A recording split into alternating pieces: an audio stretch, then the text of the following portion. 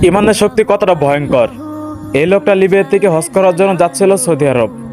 এয়ারপোর্টে তার পাসপোর্টে সিকিউরিটি প্রবলেমের কারণে তাকে বিমানে ওঠানো হয়নি। তাকে ছাড়া এই বিমানটি দুইবার আকাশে উড়ে যায়।